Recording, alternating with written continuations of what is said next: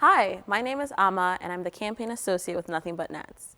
In this session, we'll be traveling throughout the Americas to learn how countries across this region are showing that malaria elimination is possible.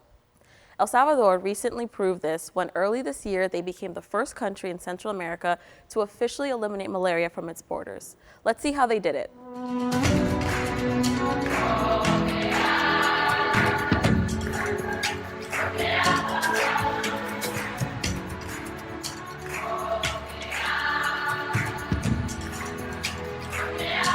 Sí, definitivamente esto es algo histórico, es que todas estas intervenciones sanitarias que se han venido haciendo con el tiempo están rindiendo frutos. Estamos bastante agradecidos con todos los que han participado en este trabajo, porque necesitamos no solo haber logrado la erradicación, sino que necesitamos también sostenerlo en el tiempo y para eso se necesita todo ese apoyo. Yo tengo 10 años de estar ya con ellos, definitivamente con vectores de malaria, y he visto la eliminación de la malaria.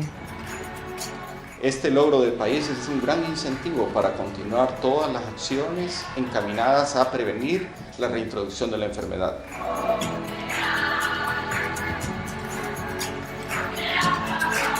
Epidemiológicamente lo estamos llevando muy bien, ¿verdad? Porque hay una vigilancia epidemiológica excelente.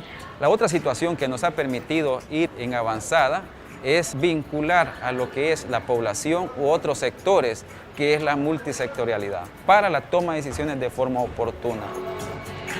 Este gran logro no hubiese sido posible sin la participación de la comunidad, otros actores claves comunitarios, autoridades locales, personal de salud comprometido, el apoyo de las agencias externas como la OPS y otros socios claves.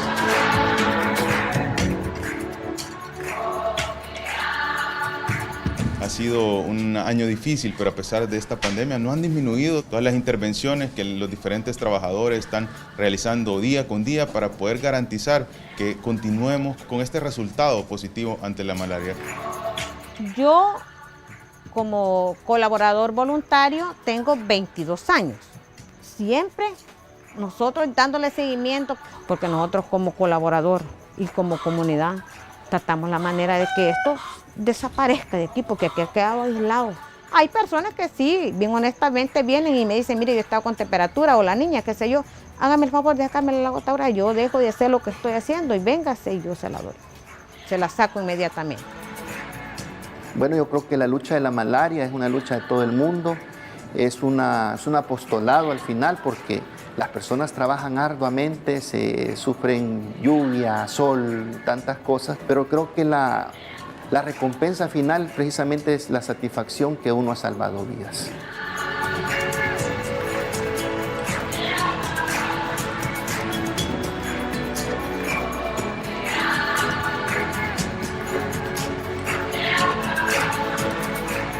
Now we're headed to Ecuador, a regional success story for what it looks like to reach the last mile on the malaria front lines. On this tour, you'll hear music from the Jivaro indigenous communities in Ecuador. In the year 2000, Ecuador had around 800,000 cases of malaria. By the end of 2019, the country had reduced their cases to just under 1,900. Migration between Colombia and Peru, climate events like El Niño, poverty, and limited access to healthcare in rural areas all contribute to the country's challenge of ending malaria for good. In 2008, Ecuador established a free public healthcare system to promote health equity for all. In collaboration with the Pan American Health Organization, the World Health Organization, USAID, and Canada, health officials in Ecuador are gaining the technical skills they need to hunt down every last parasite. Involving all levels of society in Ecuador, from community health workers to schools to churches, is vital to Ecuador's strategy to end malaria for good. Currently, malaria in Ecuador is concentrated in hard-to-reach tropical areas of the coast and the Amazon jungle, with indigenous people, mobile workers, and migrants living at high risk. In 2020, prior to the COVID-19 pandemic, we visited Ecuador with our good friends at Cotopaxi. After traveling for more than 10 hours by car, plane, and boat to the Morona-Santiago region, we were able to meet with groups from the Jivaro indigenous communities. These groups included the Achuar and Shuar people who live here along the rivers of the Amazon rainforest near the borders of Peru. We had the opportunity to meet health workers like Turupia Sumpa, a Ministry of Health trained microscopist. Here he tells us his motivation for returning to his home community to fight malaria.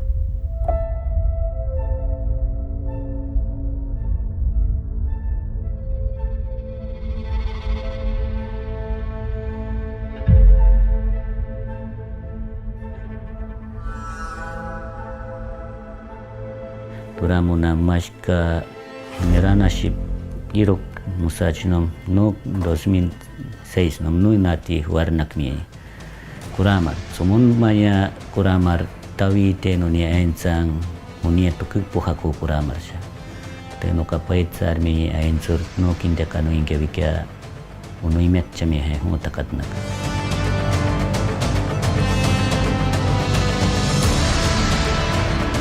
Toa mati shanuka ma huning ke kuramar o samti huning ke takat nakat nukap takat makite nukap numban jarum hai ain janisha mawarasar numban humaminya.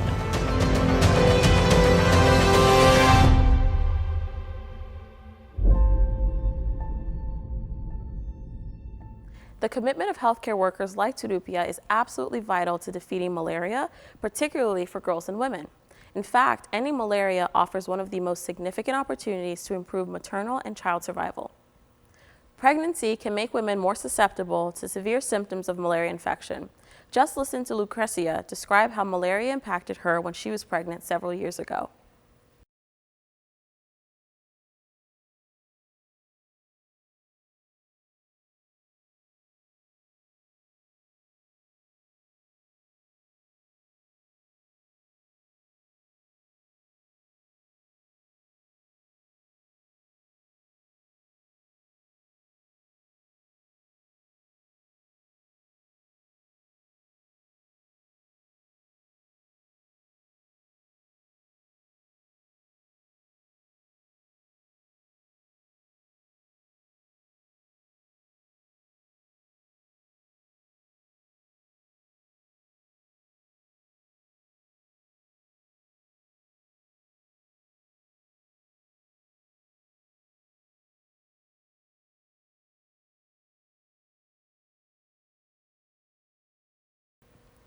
Around the world, malaria in pregnancy contributes to 10,000 maternal deaths each year.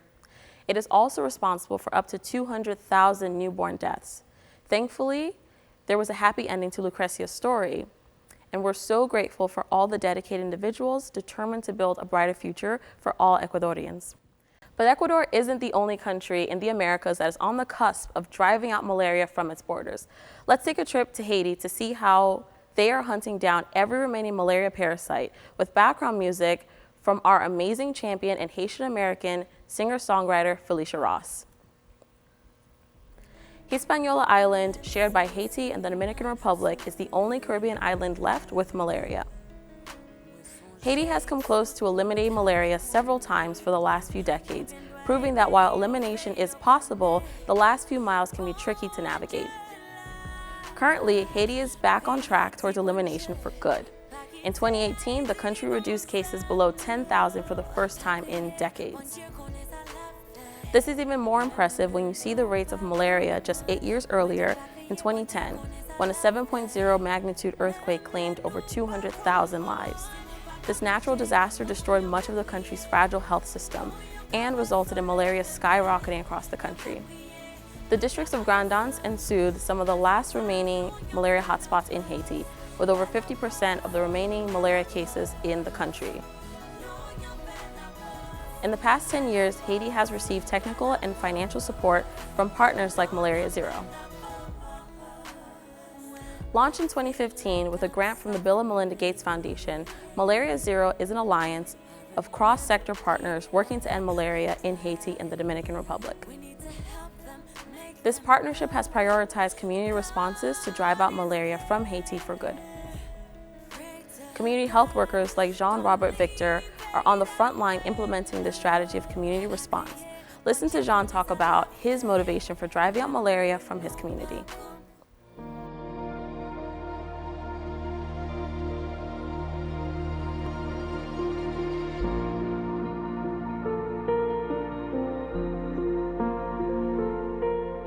Grand'Anse, c'est un département tout indicateur rouge par rapport à la malaria.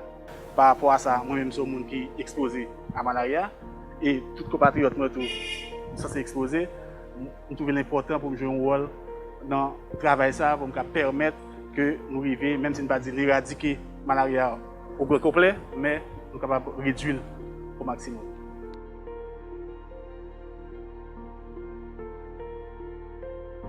Bon, stratégie, je trouve que c'est une très bonne stratégie parce que la les résultats que nous escomptons, que nous cherchons, parce que les méthodologies que nous utilisons, les vraiment adaptées à la réalité zone dans tout ça. Je nous vais présenter à mon niveau tout ça, parler de l'objectif. Le travail nous vient faire, sensibiliser sur le travail nous vient faire, la permettre que nous prenions des mesures appropriées pour arriver un jour à éradiquer la malaria.